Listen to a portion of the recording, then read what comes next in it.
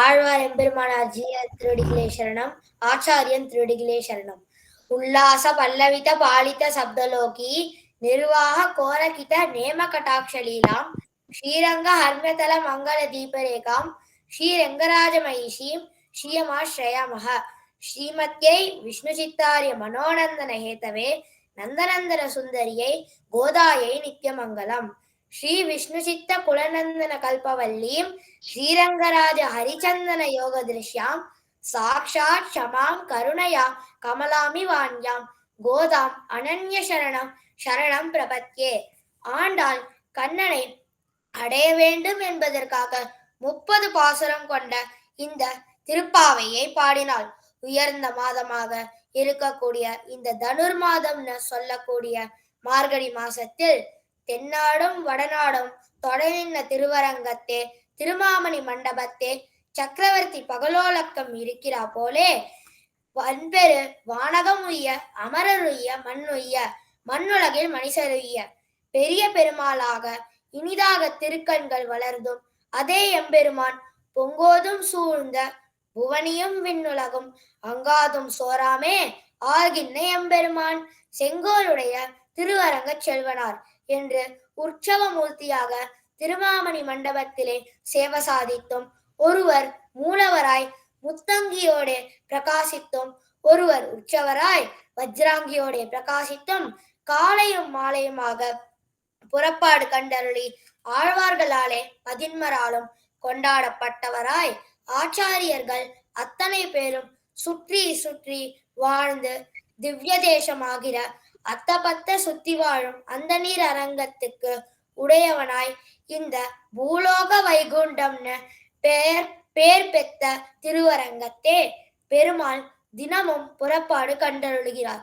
அவர் தன் ஆஸ்தானத்தில் இருந்து வெளியே புறப்பட்டு 5 விதமான நடைகளை அடியார்களுக்காக அனுகிரகித்து இன்றைக்கும் ஆனந்த பரிதர்களாக பக்தர்கள் வாழ்ந்து வருகிறார்கள். ஸ்ரீரங்கம்னு சொன்னாலே நடையழகு. நேரியையும் இளங்கோவும் பின்பு போக எவ்வாறும் நடந்தனையோ எம்மிராமாவோ இப்படியெல்லாம் ராமன் நடந்தார். அதை யாரிடத்தில் கத்தார்? தன்னுடைய ஆராத்திய தெய்வமான இன்றைக்கு திருவரங்கநாதனாய் அன்று ஜெகநாதனாய் நாராயணன்னு பெயர் பெற்றிருந்த அதே எம்பெருமானிடத்திலே கத்தார். இவ்வழகெல்லாம் நமக்கு நம்பெருமாள் பக்கலிலே காணலாம். இந்த நடையழகை இன்றைக்கு ஸ்ரீரங்கநாதனாய் நம்பெருமாள் அடியார்களால் அன்போடு அழைக்கப்படுகிற நம்பெருமாள் இடத்தில் சேவித்து கொள்ளலாம். அவர் தன்னுடைய ஜெய விஜய துவாரத்தில் இருந்து புறப்படும் போது முதலில் சிம்மகதியாய், அடுத்தது புலி போல் வியாகரகதியாய், அடுத்தது ஆணை போல் கஜகதியாய், அடுத்தது ரிஷபம் போல் காளை மாடு போல் நடந்து வந்து இறுதியாய் தன் ஆஸ்தானத்துக்குள்ளே புறப்படும் போது சர்ப்பகதியோடு எழுந்தருளுகிறார். இந்த 5 கதிகளைத்தான் கம்ப நாட்டாரும் ரொம்ப அழகாக பாடியிருக்கிறார். இந்த அழகை கண்குளிர காண ஆசைப்பட்ட ஆண்டாள் திருப்பாவை 23வது பாசுரத்தில் நீ நடந்து காட்ட வேண்டும் என்று பிரார்த்திக்கிறாள். பாகவதோத்தமர்கள் ஒன்று சேர்ந்து பாட வேண்டும் என்று நினைத்தால் அவர்களை பாடிவிட்டு துயிலெழுப்பிவிட்டு கூட்டம் கூட்டமாக அவன் மாளிகை வாசலுக்கு சென்றாள். கண்ணன் ஆண்டாளையும் அவர் தோழிகளையும் பார்த்து என்ன வேண்டி என்னிடம் வந்திருக்கிறீர்கள் என்று கேட்டான். ஆண்டாளும் தோழிகளும் சொன்னா அது இப்போ திருப்பள்ளி அறையில் ரகசியமாக நாங்கள் சொல்ல மாட்டோம். உன் நடையழகை காணும்படியாக சிங்க நடை போட்டு நீ உன் சிம்ஹாசனத்துக்கு வா. சபையிலே சிம்ஹாசனத்தில் உட்கார்ந்து கேட்க வேண்டும். நாங்கள் சொல்கிறோம் என்று பதிலளிக்கிறார்கள். அதுதான் இன்றைய பாசுரம் 23வது பாசுரம். 23வது பாசுரத்தில் நாம் பாடியபடியால் எழுந்திருக்கக்கூடிய கண்ணன் எப்படி சிம்மத்தை போல் இருப்பான் என்று மனதளவில் சிம்மமாய், நரசிம்மமாய், ராகவ சிம்மமாய், யாதவ சிம்மமாய் பகவானை பார்த்து பாடக்கூடிய பாசுரம் இது. மழை காலத்தில் மலை குகையில் படுத்து தூங்கும் வீரமுள்ள சிம்மம் தூக்கம் தெளிந்து எழும் பொழுது நெருப்பு போல் சிவந்த கண்களை திறந்து பிடரிமயிர் சிலிர்த்து உடம்பை நாலு பக்கமும் அசைத்து சோம்பல் முறித்து கர்ஜனை செய்து வெளியில் வருவது போல காயாம்பூ போன்ற நீல நிறமுடையவனே, நீ உன் கோயிலிலிருந்து புறப்பட்டு வந்து அழகிய சிம்மாசனத்தில் அமர்ந்து நாங்கள் வந்த காரியத்தை கேட்டிருந்து அருள வேண்டும்.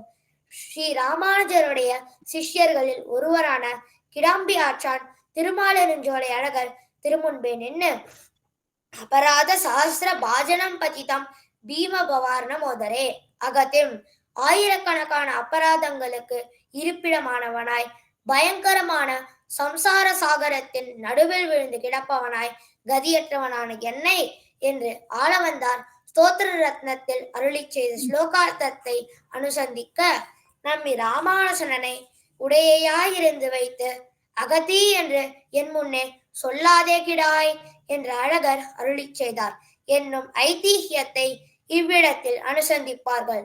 இவன் நடையழகுக்கு ஒரு உபமானமிட முற்பட்டு பர்வதாதிப நிஷ்கிரம்ய சிம்ஹோ கிரிகுஹாஷய, கிரிகுகையிலே இருக்கும் சிம்ஹம் மலையை விட்டு புறப்பட்டா போலே என்று வால்மீகி பகவான் அருளி செய்த ரீதியிலே பேசுகிறார்கள். மாறி வெளியெங்கும் ஜலப்பிரளயமாயிருக்கையாலே சர்வ ஜந்துகளும் தங்கள் இருப்பிடத்திலே இருந்து அபிமத விஷயங்களோட கூடியிருக்கும் காலம், அரசர்களும் அரண்மனையை விட்டு புறப்படாத காலமாகையாலே மிருகராஜனான இதுவும் மலை முழைஞ்சை விட்டு புறப்படாமல் இருக்கிறது. பெருமாளும் இக்காலத்திலே மால்யவான் என்கிற மலையை பற்றி அன்றோ கிடந்தது. பிரிந்தார் கூடும் காலம், கூடினார் போகரசம் அனுபவிக்கும் காலம். இப்படிப்பட்ட காலத்திலே நாங்கள் மட்டும் உன் வாசலிலேயே இருந்து துவழுவதோ என்று பாவம். கண்ணனும் நப்பின்னை பிராட்டியும் சேர்ந்து ஒரு கட்டிலே இருக்கும் காலம். மடைமுழைஞ்சில் சிம்மம் ஒரு மலை குகையே பற்றி கிடக்குமென்றோ இந்த யசோத இளஞ்சிங்கமும் நப்பின்னை கொங்கே மேல் வைத்து கிடந்த மலர் மார்பா என்கிறபடியே கிடப்பதொன்று. மலரால் தனத்துள்ளான் சங்கு தங்கு முன்கை நங்கை கொங்கை தங்கள் உத்தவன் ஸ்ரீஸ்தநாபரணன் தேஜக ஸ்தனஸ்தபக சஞ்சலக ஸ்ரீரங்கராஜ பிருங்கக என்றென்றோ இச்சிங்கம் தங்குமிடத்தை பேசுகிறார்கள். மண்ணி கிடந்து மலையிலுள்ள ஒரு பாறையோ இது என்னும்படி அம்மலையுடன் பொருந்தி கிடந்து தன் பேடையோடே ஒன்றாக பொருந்தி கிடந்து என்றும் பொருள் கொள்ளலாம். உறங்கும் சீரிய சிங்கம், உறங்கும் போதே ஒருவரும் அணுக ஒண்ணாமல் இருக்கும்படியான வீரிய ஸ்ரீயுடைய சிங்கம். சுகசுத்த பரந்தபக, சுகமாக தூங்கும் போதும் எதிரிகளை தவிக்க செய்பவன். தீவிழித்து விழித்தவுடன் தன் பேடைக்கும் குட்டிகளுக்கும் அருகே நிற்க ஒண்ணாதபடி நெருப்பு பொறி கக்க விழித்து பூங்கோதையால் வெறுவ ஒன் பெயரோன் மார்பிடந்த என்னும் சொல்கிறபடியே விழிக்கும் விழியை கண்டு பிராட்டியும் தேவர்களும் பயப்படும்படி என்றோ விழிக்கிறான் இச்சிங்க பிரானும்.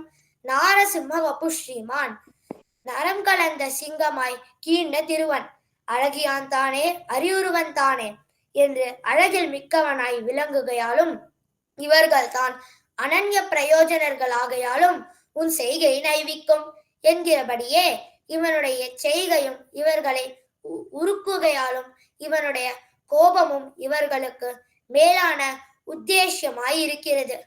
இவையா பிளவாய் திறந்தெறி காண, இவையா எரிவட்ட கண்கள், இவையா எரி பொங்கி காட்டும் இமையோர் பெருமான் ஐ பொங்கி காட்டும் அழகு என்று ஆழ்வார் நினைத்து நினைத்து ஆனந்தப்படும்படியானதன்றோ இவன் கோபம் கொண்ட காலத்தில் உள்ள அழகு. வேரி மயிர் பொங்க சிம்மஜாதிக்குரியதான கந்தம் நிறைந்த பிடரி மயிர்கள் சிலம்பும்படியாக ஹிரண்யகேசக ஹிரண்ய ஸ்மஸ்ரு, பொன்மயமான தலைமயிரையும் மீசையுடையவன் என்றும் சொல்லப்படுவான். அதசி புஷ்ப சம்ஹாசம் இந்தி வரஷ்யாமக, காயாம்பூ மலர்பிறங்கள் அன்னமால் என்று ஈடுபடும்படி இவன் வடிவழகு. பைம்பொழில்வாள் குயில்கால் மயில்கால் உன் கருவிலைகால் வம்ப கலங்கனிகால் வண்ணப்பூவை நறுமலர்கால் எம்பெருமானுடைய நிறம் உங்களுக்கேன் செய்வதே என்று ஆண்டாள் அருளி செய்தாள். இப்படியாகில் உள்ளே புகுருங்கள் என்றான் கண்ணன். உன் நடையழகை காணவன்றோ நாங்கள் வந்திருப்பது, ஆகையால் வெளியே புறப்பட்டருளாய் என்கிறார்கள்.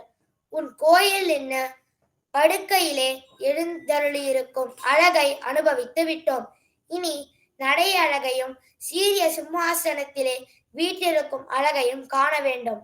கானகம்படி உலாவி கருஞ்சிறுக்கண் குழலூதின போது மேனகையோடு திலோத்தமையரம்பை உருப்பசியரவர் வெகி மயங்கி வானகம்படியில் வாய் திறப்பின்னி ஆடல் பாடல் அவை மாறினர் தாமே என்று அப்சரசுகளும் ஆழங்காற்படும் உன் நடையழகை காட்ட வேண்டும். 4 வகை நடையையும் காட்டிக்கொண்டு எழுந்தருள வேண்டும். ரிஷபத்தினுடைய செருக்கும் மத்த கஜத்தினுடைய மதிப்பும் புலியினுடைய சிவிற்கும் சிம்மத்தின் பிறரை அடக்கும் பெருமை தோற்ற நடக்கிறபடி இப்படி 4 விதமான நடையழகுமுடையவன் என்பதை சதுர்த்திகி என்று விஷ்ணு சஹஸ்ரநாமத்தில் திருநாமம் உணர்த்திற்று. படுக்கையில் வார்த்தையாக ஒண்ணாது, வழிநடை வார்த்தையும் அமையாது. சீரிய சிம்மாசனத்திலிருந்து வார்த்தை சொல்ல வேண்டும். இவ்வாசனத்தில் இருக்கும் போது பொய் சொல்ல ஒண்ணாது. மத்த மாதங்க காமினம் நரசார்தூல சித்தாயர் சிம்மம் ராமசார்தூலம் சிம்ம விக்ராந்த காமினம் கஜசிம்ம கதி வீரவ் சார்தூல ரிஷபோபமோ. வீரரான ராம லக்ஷ்மணர்கள் யானை, சிங்கம், புலி, ரிஷபம் ஆகிய இவை போன்ற நடையை உடையவர்கள். இவை எல்லாம் நமக்கு நம்பெருமாள் நடையழகிலே காணலாம் என்று அருளி செய்தார். ராமனுக்கும் கண்ணனுக்கான நடையழகை இந்த பாசுரத்திலே ஆண்டாள் அனுபவித்தாள் என்று நாம் கொள்ளலாம். அல்லதுதான் ஆசைப்பட்டு மணந்து கொண்டவனான ஸ்ரீ ரங்கநாதனுடைய நடையழகு என்று கொள்ளலாம். இது இந்த பாசுரத்தின் அர்த்தம். இன்றைய பாசுரத்தில் என்ன ராமாயணம் தொடர்புனா, நடையழகு என்று சொன்னாலே ராமருக்கும் நடையழகு, கண்ணனுக்கும் நடையழகு. கண்ணனிடத்தில் இருந்து தான் ராமன் நடையழகை கத்துக்கொண்டார். ஸ்ரீரங்கத்திலே பெரிய பெருமாள் ரங்கநாதர் தான் கண்ணன். கொண்டல் வண்ணனை கோவலனாய் வெண்ணை உண்டவாயன் என்னுள்ளம் கவர்ந்தானை அண்டர்கோன் அணியரங்கன் என்று திருப்பாணாழ்வார் பாடுகிறார். அப்போ கண்ணன் தான் பெரிய பெருமாள். அந்த பெரிய பெருமாளை தான் ராமர் அயோத்தியில் வைத்து வெகுகாலம் திருவாராதனை செய்திருக்கிறார். அந்த பெருமாள் எப்படி நடக்கிறார் என்று பார்த்து பார்த்துதான் ராமன் நடைபழகி கொண்டாராம். ஒவ்வொரு விதமாக ராமன் நடக்கும் போது ஒவ்வொரு குணம் வெளிப்படுமாம். அப்படி ராமனுடைய அழகுக்கு பெருமை உண்டு. இதை சுமித்ரை லக்ஷ்மணனிடத்திலே சொல்கிறாள்.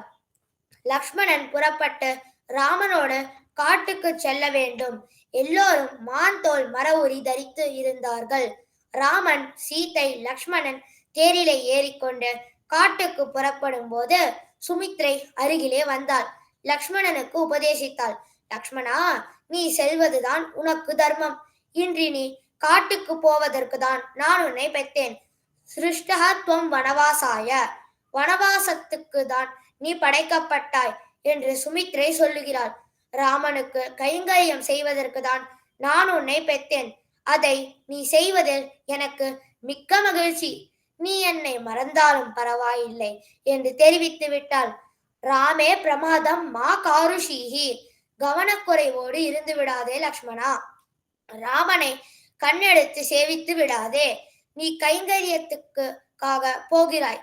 ராமனுடைய அழகை பார்த்தால் எதிரிகள் கூட மயங்கி விடுவார்கள். அழகில் ஈடுபட்டால் கைங்கரியம் பண்ண முடியாது. நடக்கும் ராமனிடத்திலே ஈடுபட்டு விடாதே என்று ஜாக்கிரதைப்படுத்தி அனுப்புகிறாள் சுமித்ரை. அந்த அளவுக்கு நடையழகு ராமனுடையது. எங்கு கத்துண்டார்? தான் ஆராதித்த பெருமாளான ரங்கநாதனிடத்தில் கத்துக்கொண்டார். அவர்தான் ஆண்டாள் பாடிக்கொண்டிருக்கிற கண்ணன். ராமருக்கும் கண்ணனுக்குமான நடையழகை ஆண்டாள் இந்த பாசுரத்திலே அனுபவித்தாள்.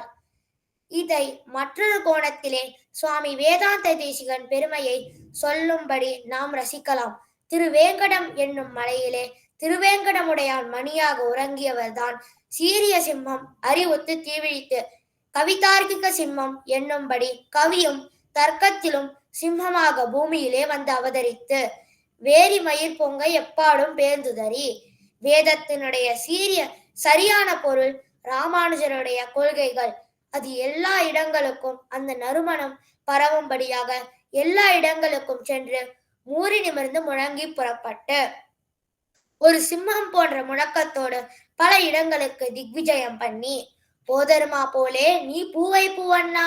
ஒரு புறம் வாத கிரந்தங்கள் சததூஷணி பரமார்த்த பங்கம், அதுல சீரியம் சிம்மம் போல் தர்க்கம் பண்ணக்கூடிய அதே தேசிகன்தான் பூவை பூவண்ணா. அவருடைய அச்சுத சதகம் அல்லது அவருடைய தமிழ் பிரபந்தங்கள் பார்த்தால் அது பூவை போல் காதுக்கு இனிமையாக இருக்கும். அப்படி பூவை பூவண்ணா உன் கோயில் நின்று இங்கனே போந்தருளி. உங்கள் கோவிலாகிய பெருமாள் கோவில் காஞ்சியிலே இருந்து புறப்பட்டு வந்து கோப்புடைய சீரிய சிம்ஹாசனத்திலிருந்து திருவரங்கத்துக்கும் வந்து மற்ற கஷேத்திரங்களுக்கும் வந்து யாம் வந்த காரியம் ஆராய்ந்தருளேலோரெம்பாவாய்.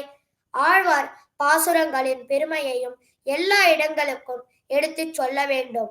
சுவாமி வேதாந்த தேசிகனை குறிப்பதாகவும் ரசிக்கலாம். பூர்வாச்சாரியர்கள் எல்லாருடைய பெருமைகளையும் கூட இதன் மூலமாக ரசிக்க அனுபவிக்க இடமுண்டு என்ற கோணத்திலே நாம் பார்க்கலாம். மாறி மறைமுழஞ்சில் மண்ணி கிடந்துறங்கும் சீரிய சிம்மம் அறிவுத்து தீ விழித்து வேரி மயிர் பொங்கை எப்பாடும் பேர்ந்துதறி மூறி நிமிர்ந்து முழங்கி புறப்பட்டு போதருமா போலே நீ பூவை பூவண்ணா உன் கோயில் இங்கனே போந்தருளி. கோப்புடைய சீரிய சிம்ஹாசனத்திலிருந்து யாம் வந்த காரியம் ஆராய்ந்தருளேலோரெம்பாவாய். ஸ்ரீரங்க மங்களநிதம் கருணாநிவாசம் ஸ்ரீ வெங்கடாதிரி சிகராலய காலமேகம் ஸ்ரீ ஹஸ்திசைல சிகரோஜ்வல பாரிஜாத்தம் ஸ்ரீசன்னமாமி சிரசா யதுசைல தீபம். ஆழ்வார் எம்பெருமானார் ஜீய திருடிகளே சரணம். ஆச்சாரியன் திருடிகளே சரணம். அடியன் ராமானுஜதாசன்.